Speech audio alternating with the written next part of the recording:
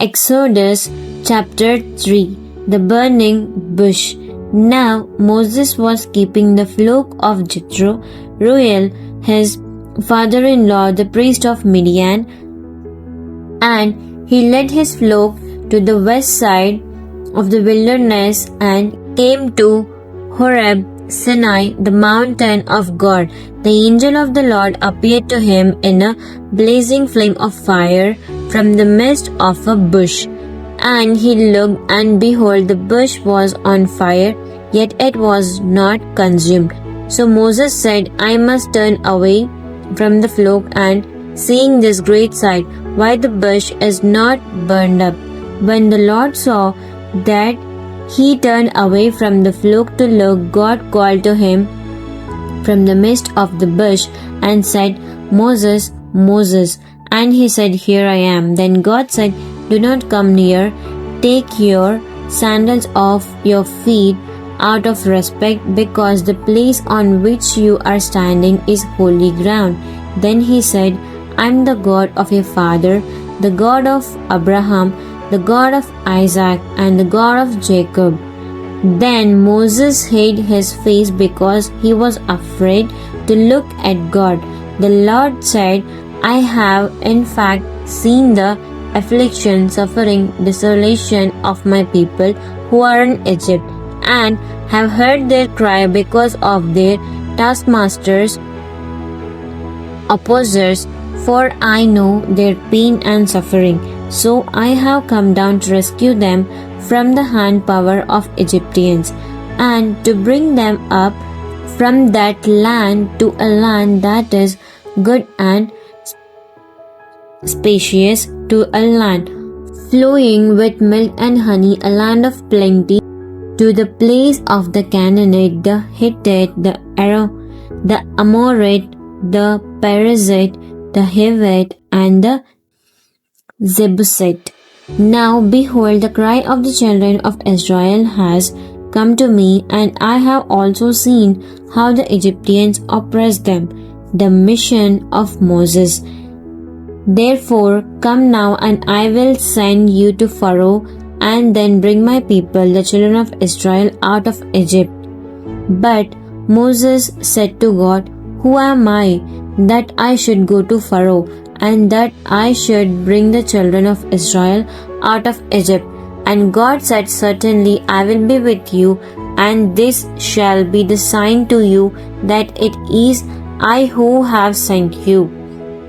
When you have brought the people out of Egypt, you shall serve and worship God at this mountain. Then Moses said to God, Behold, when I came to the Israelites and said to them, The God of your fathers' ancestors has sent me to you, and they say to me, What is his name? What shall I say to them? God said to Moses, I am who I am. And he said, You shall say this to the Israelites, I am has sent me to you.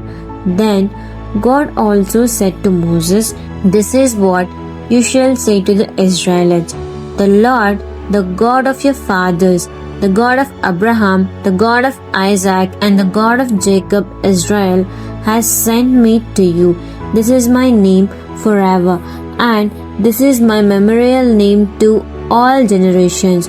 Go, gather the elders, tribal leaders of Israel together, and say to them, The Lord, the God of your fathers, the God of Abraham, of Isaac, and of Jacob, appeared to me and saying, I am indeed concerned about you and what has been done to you in Egypt. So I said, I will bring you up out of the suffering and oppression of Egypt to the land of the Canaanite, the Hittite, the Amorite, the Perizzite, the Hivite, and the Jebusite, to the land flowing with milk and honey. The elders of the tribes will listen and pay attention to what you say, and you with the elders of Israel shall go to the king of Egypt, and you shall say to him, The Lord, the God of the Hebrews, has met with us. So now, please, we ask and plead with you, let us go on a 3 days journey into the wilderness so that we may sacrifice to the Lord our God.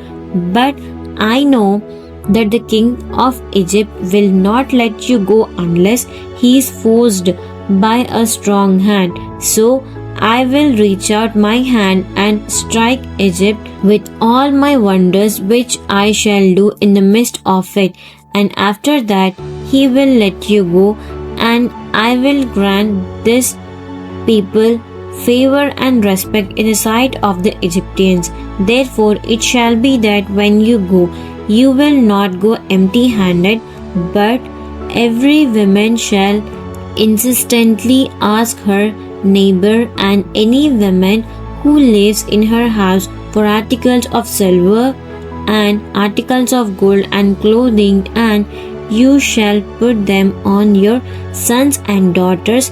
In this way you are to plunder the Egyptians, leaving bondage with great possessions that are rightfully yours.